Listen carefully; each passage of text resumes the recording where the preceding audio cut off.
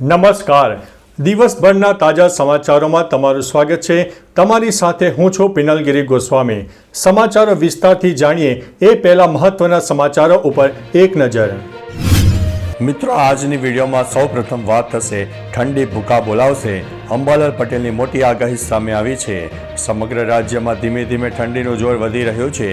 તેવામાં હવામાન નિષ્ણાત અંબાલાલ પટેલે આગામી દિવસોમાં ઠંડી વધવાની આગાહી કરી છે. તેમની આગાહી મુજબ ડિસેમ્બર મહિનામાં ઠંડી ભૂકા બોલાવશે. ખાસ કરીને ઉત્તર ગુજરાતમાં ઠંડીનું જોર વધશે. મહેસાણા, બનાસકાંઠા, સાબરકાંઠા અને પંચમહાલમાં તાપમાનનો પારો 12 થી 15 ડિગ્રી સુધી પહોંચી શકે છે. રાજ્યના અન્ય વિસ્તારો પણ ઠંડીમાં ઠૂંઠવાનારા છે. મિત્રો, અન્ય મહત્વના સમાચારની વાત કરીએ તો પીધેલાનો આતંક, 2ને ઉડાવતા થયા છે મોત. અમદાવાદમાં વધુ એક અકસ્માતનો બનાવ બન્યો છે. અમદાવાદના નરોડા દહેગામ રોડ પર દારૂ ઢીંચીને એક કાર ચાલકે 2 યુવકોને અડફેટે લેતા તેમના મોત થયા હતા. નશાની હાલતમાં બેફામ કાર ચલાવતા કાર ડિવાઈડર કૂદીને રોંગ સાઈડમાં જતી રહી હતી, જેથી સામેથી એક્ટિવા પર આવતા 2 યુવાનોને ટક્કર મારતા તેમના ઘટના સ્થળે મોત થયા છે. ત્યારબાદ લોકોએ કાર ચાલકને પકડીને મેથી પાક પણ આપ્યો હતો. મિત્રો, અન્ય મહત્વના સમાચારની વાત કરીએ તો સદભાવના વૃદ્ધાશ્રમ માટે 120 કરોડ રૂપિયાનું દાન એકત્ર થયું છે. રાજકોટમાં જામનગર રોડ પર દેશનું સૌથી મોટું સદભાવના વૃદ્ધાશ્રમ નિર્માણ પામી રહ્યું છે. તેના લાભાર્થે રેસકોર્સ મેદાનમાં મોરારી બાપુની રામકથા યોજાઈ હતી. કથાનું સમાપન પણ થઈ ગયું છે. ત્યારે મળતી માહિતી પ્રમાણે રામકથા દરમિયાન 60 કરોડ રૂપિયાનું દાન એકત્ર થયું છે. ઉપરાંત ભૂમિપૂજન વખતે 60 કરોડ રૂપિયાનું દાન એકઠું થયું છે. આમ 300 કરોડના ખર્ચે બનનારા વૃદ્ધાશ્રમ માટે 120 કરોડ રૂપિયાનું દાન એકઠું થયું છે. મિત્રો, અન્ય મહત્વના સમાચારની વાત કરીએ તો ગુજરાત ઠંડીમાં ઠૂંઠવાયું. રાજકોટ સૌથી ઠંડુ જોવા મળ્યું છે. સમગ્ર રાજ્યમાં ઠંડી હવે જામી છે. તાપમાન દિવસે દિવસે ઘટી રહ્યું છે. ત્યારે રાજકોટમાં 13 ડિગ્રી સાથે સૌથી ઠંડુ શહેર બન્યું છે.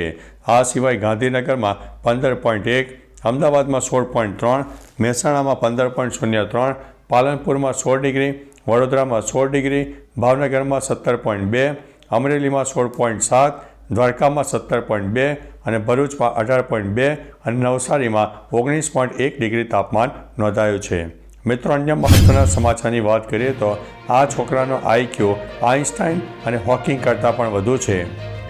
ભારતીય મૂળના 10 વર્ષના છોકરાએ મેન્સા આઈક્યુ ટેસ્ટમાં વિશ્વના સૌથી બુદ્ધિશાળી વૈજ્ઞાનિકો આલ્બર્ટ આઈન્સ્ટાઈન અને સ્ટીફન હોકિંગને પણ પાછળ છોડી દીધા છે. મેહુલ ગર્ગ નામનો આ છોકરો મેન્સા આઈક્યુ ટેસ્ટમાં આઈન્સ્ટાઈન અને હોકિંગ જેવા તેજસ્વી વૈજ્ઞાનિકોને હરાવીને સૌથી વધુ માર્ક્સ મેળવીને છેલ્લા એક દાયકામાં સૌથી યુવા અરજદાર બન્યો છે. મેહુલનું હાઈ આઈક્યુ લેવલ જોઈને દુનિયા પણ આશ્ચર્યચકિત થઈ ગઈ છે. મિત્રો, અન્ય મહત્વના સમાચારની વાત કરીએ તો બંને ગૃહમાં અદાણી મુદ્દે વિપક્ષનો હોબાળો થયો. સંસદના શિયાળુ સત્રના 5મા દિવસે 11 વાગ્યે લોકસભાની કાર્યવાહી શરૂ થતાં જ અદાણી મુદ્દે વિપક્ષે હંગામો શરૂ કરી દીધો. વિપક્ષે વી વોન્ટ જસ્ટિસના નારા લગાવ્યા હતા. 5 મિનિટ સુધી ગૃહની કાર્યવાહી ચાલ્યા બાદ બપોરે 12 વાગ્યા સુધી સ્થગિત કરવામાં આવી હતી.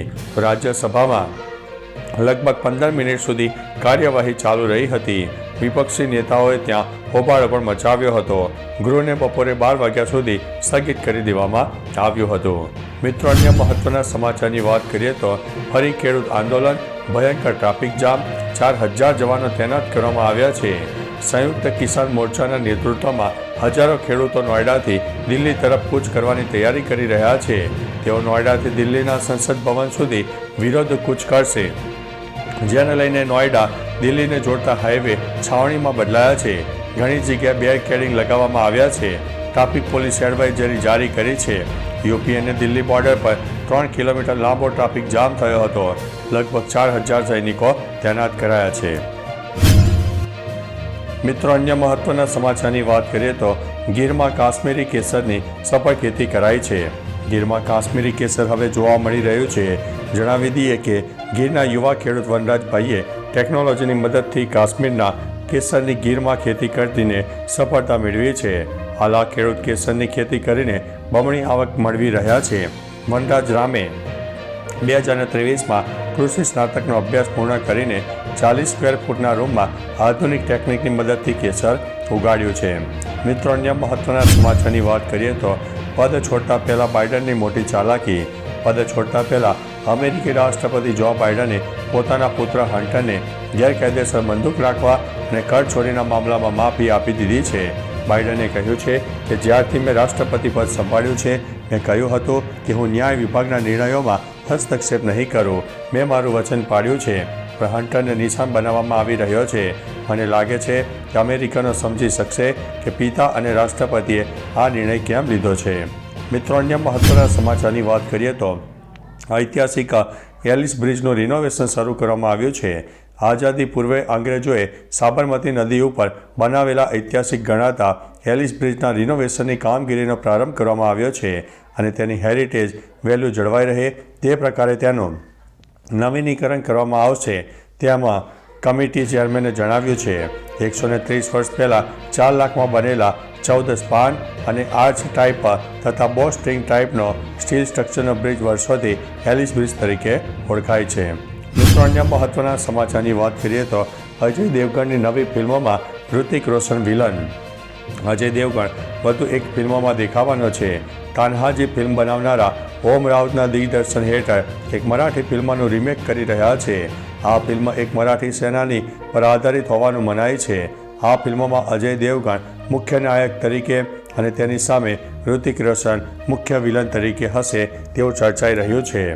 મિત્રો, અન્ય મહત્વના સમાચારની વાત કરીએ તો કેનેડામાં રહેતા વિદ્યાર્થીઓ ફસાયા છે મોટું સંકટ. કેનેડામાં રહેતા 7 લાખ વિદેશી વિદ્યાર્થીઓએ દેશ છોડવો પડી શકે છે. જેમની વર્ક પરમિટ પૂરી થઈ છે તેમને પરત આવવું પડે તેવી શક્યતા છે. કેનેડાએ 2024માં સ્ટુડન્ટ પરમિટમાં 35% અને 2025માં વધુ 10% ઘટાડાનો નિર્ણય થઈ શકે છે. ખાસ કરીને કેનેડામાં કાયમી વસવાટ કરતા માગતા વિદ્યાર્થીઓ માટે ચિંતાની વાત છે, જેમાં સૌથી વધારે પંજાબી વિદ્યાર્થીઓ છે. ત્યારબાદ હરિયાણા અને ગુજરાતનો પણ નંબર આવે છે. મિત્રો, અન્ય મહત્વના સમાચારની વાત કરીએ તો ઉત્તર પ્રદેશમાં રોડ વચ્ચે મહિલા કોન્સ્ટેબલ ઉપર હુમલો કરવામાં આવ્યો હતો. યુપીના મુરાદાબાદમાં એક મહિલા કોન્સ્ટેબલ પર નિર્દયતાથી હુમલો કરવામાં આવ્યો.